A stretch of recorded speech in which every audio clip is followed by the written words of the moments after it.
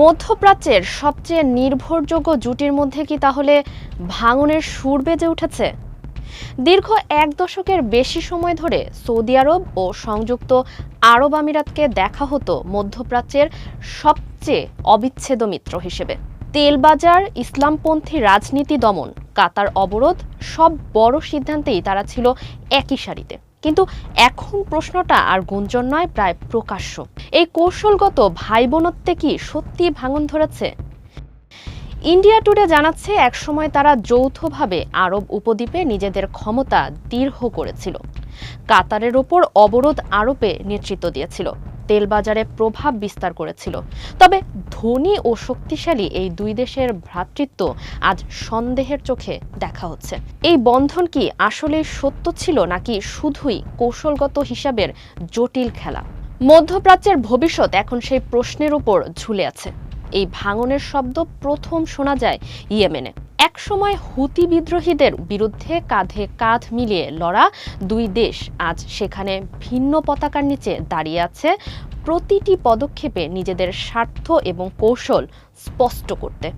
Saudi আরব চায় একীভূত Yemen, যা থাকবে রিয়াদের নিরাপত্তা ছাতার ভেতরে। আর আমিরাত, তারা রাষ্ট্রের চেয়ে বেশি আগ্রহী প্রবেশাধিকারে, বন্দর, সামুদ্রিক পথ আর করিডোর। এসবই তাদের মূল লক্ষ্য। তাই তারা সমর্থন দিচ্ছে সাউদার্ন ট্রানজিশনাল কাউন্সিলকে, যা ইয়েমেনের ভাঙনকেই কার্যত প্রাতিষ্ঠানিক রূপ দিচ্ছে। এই কৌশলগত ফাটল 2024 সালের মধ্যে সৌদি আরবের কাছেও স্পষ্ট হয়ে যায়। রিয়াদের আশঙ্কা ছিল আবুধাবি ইয়েমেনের মানচিত্র নতুন করে আঁকছে সৌদিকে পাশ কাটিয়ে। কিন্তু প্রকৃত বিস্ফোরণ ঘটে 2025 সালের ডিসেম্বরে, যেখানে ইয়েমেনের মুকাল্লা বন্দরে অস্ত্রবাহী একটি চালানকে ঘিরে সৌদি অভিযোগ করে এর পেছনে রয়েছে আমিরাতের মদদ। জবাবে সৌদি যুদ্ধবিমানের হামলা ছিল নজিরবিহীন, যেন স্পষ্ট বার্তা ছিল যে কৌশলগত সীমা লঙ্ঘন করলে মিত্রতার ঢাল আর কাজ করে না। ইয়েমেনের উত্তাপ ছড়ায় সুদানেও।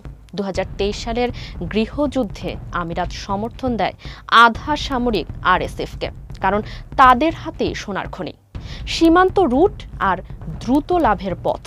সৌদি আরব দাঁড়ায় উল্টো পাশে, রাষ্ট্রীয় সেনাবাহিনীর সঙ্গে, কারণ রিয়াদের ভয় আধা সামরিক শক্তির বৈধতা দিলে রাষ্ট্র ভাঙনের দৃষ্টান্ত তৈরি হবে, যা তাদের আঞ্চলিক নিরাপত্তার জন্য বিপজ্জনক। 2026 সালের জানুয়ারিতে ইয়েমেন থেকে আমিরাতের সেনা প্রত্যাহার সেই ভাঙনকে কার্যত সিলমোহর দেয়। ইরানের বিরুদ্ধে যে ঐক্যবদ্ধ উপসাগরীয় ফ্রন্ট একসময় অটল মনে হয়েছিল, তা ভেঙে পড়ে হিসাবি প্রতিযোগিতায়। এই দ্বন্দ্ব আদর্শের নয়, দৃষ্টিভঙ্গির। সৌদি আরব চায় রাষ্ট্র, সীমান্ত ও স্থিতিশীলতা, আর আমিরাত চায় নোট বন্দর, খনিজ, করিডোর। রাশিয়া ইউক্রেন যুদ্ধোত্তর বিশ্বে যেখানে সরবরাহ শৃঙ্খল আর খনিজ তেলের মতোই কৌশলগত, সেখানে এই সংঘর্ষ অনিবার্য। সৌদি আরব আর আমিরাত শত্রু হয়নি, কিন্তু তারা আর নিঃশর্ত মিত্রও নয়। তারা ঢুকে পড়েছে এক সতর্ক, হিসাবি উপসাগরীয় প্রতিদ্বন্দ্বিতায়, যেখানে প্রতিটি বন্দর, প্রতিটি মিলিশিয়া আর প্রতিটি চালান হয়ে উঠছে সম্ভাব্য বিস্ফোরণ বিন্দু। আর মধ্যপ্রাচ্যের ইতিহাস বলে, সবচেয়ে বিপজ্জনক সময়টা শুরু হয় ঠিক তখনই। ফারিহা আহমেদ, মানবকণ্ঠ।